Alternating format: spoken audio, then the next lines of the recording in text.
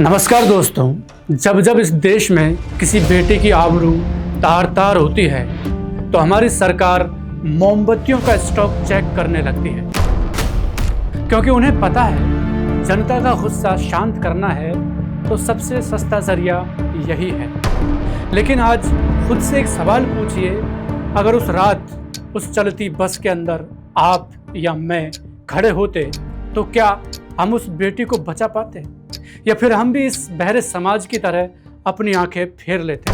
16 दिसंबर 2012 है। उस चलती बस के अंदर सिर्फ एक शरीर को नहीं नोचा गया था, बल्कि उस रात इस देश के हर नागरिक का भरोसा कुचला गया था। एक बेटी जो डॉक्टर बनकर लोगों की जान बचाना चाहती थी, वो खुद अपनी जिंदगी की भीख मांगते मांगते दम तोड़ गई। आखिर दरिंदगी का वो बीभत्स कांड कैसे हुआ और क्यों इस लाचार सिस्टम को इंसाफ देने में सालों लग गए, चलिए आज की इस वीडियो में सब कुछ बिल्कुल करीब से जानते हैं।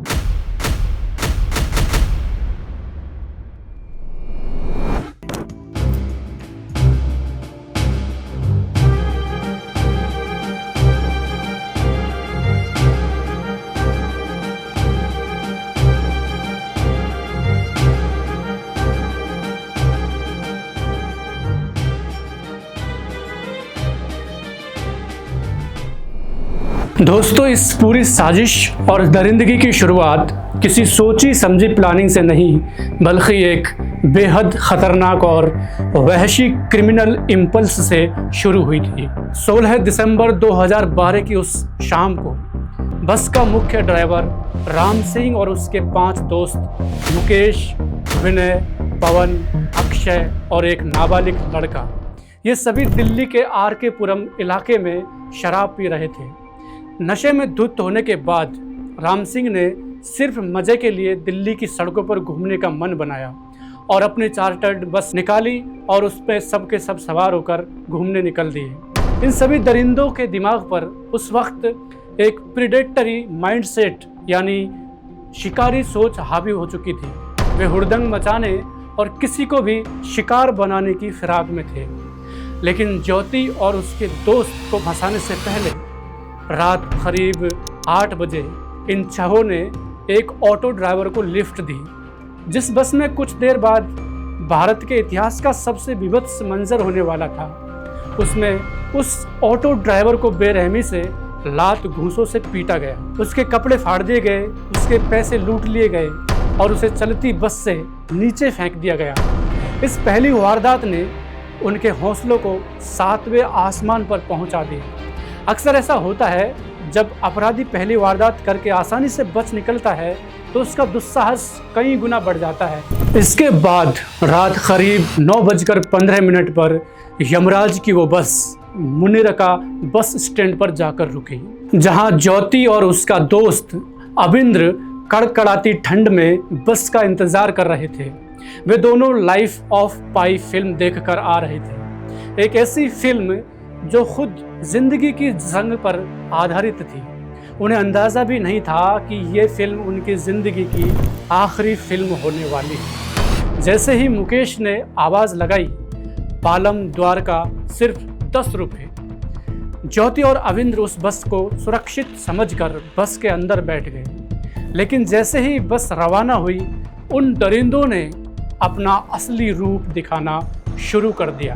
सबसे पहले उन्होंने बस की लाइटें बंद की और खिड़कियों के काले पर्दे गिरा दिए। ये देखकर अविंद्र ने उन्हें टोका, लाइट और पर्दे क्यों बंद किए और ये बस गलत रास्ते पर क्यों ले जा रहे हो।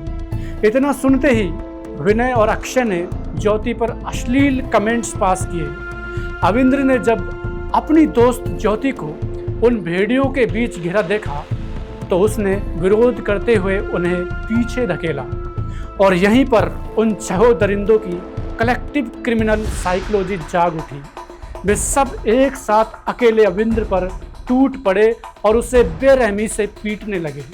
ज्योति ने अविंद्र को बचाने की पूरी कोशिश की, लेकिन वो नाकाम रही।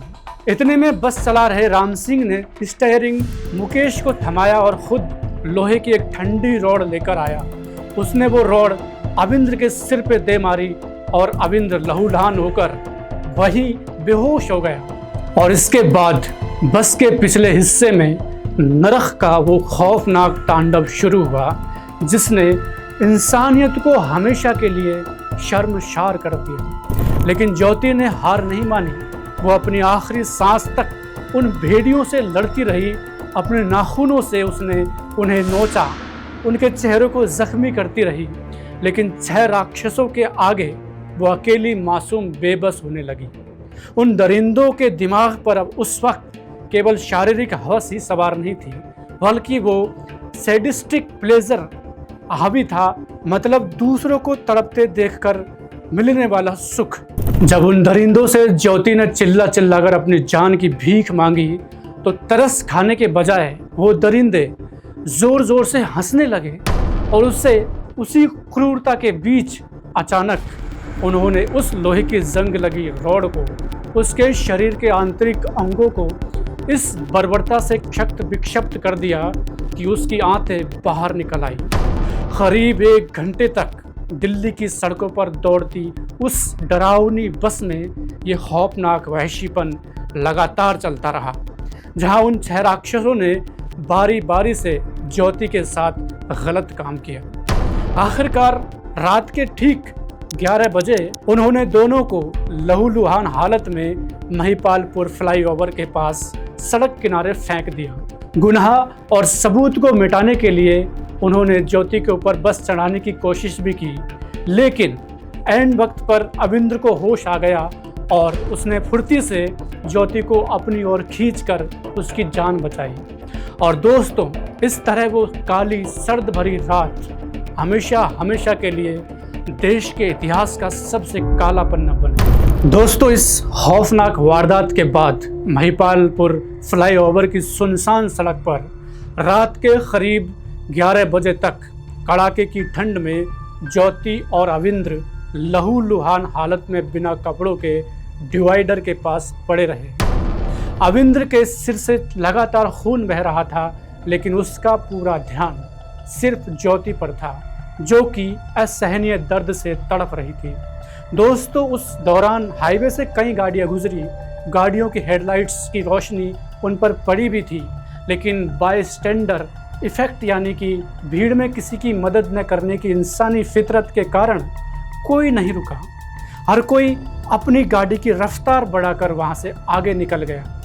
आखिरकार करीब 1 घंटे बाद एक राहगीर की नज़र उन पर पड़ी और उसने पुलिस को फ़ोन किया।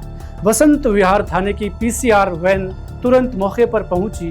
पुलिस वालों ने ज्योति की हालत देखी तो उनके पैरों तले ज़मीन खिसक गई। पुलिस ने तुरंत ज्योति को चादर में लपेटकर सफदरजंग अस्पताल में इमरजेंसी वार्ड पहुंचाया।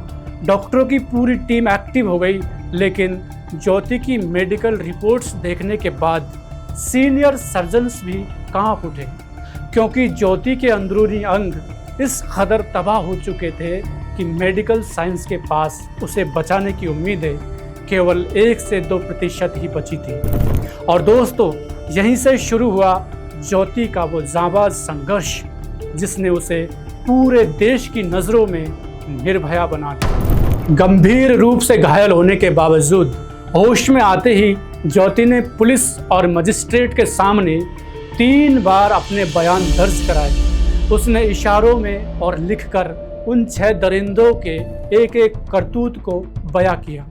अपराधियों ने ज्योति का शरीर तो तोड़ दिया, लेकिन वे उसके आत्मबल को नहीं कुचल पाए। उसका यही डाइंग डिक्लेरेशन आके जलकर इस केस का सबसे अचूक कानूनी हथियार बना। उधर दिल्ली की सड़कों पर जनता का गुस्सा ज्वालामुखी बनकर फूट पड़ा था।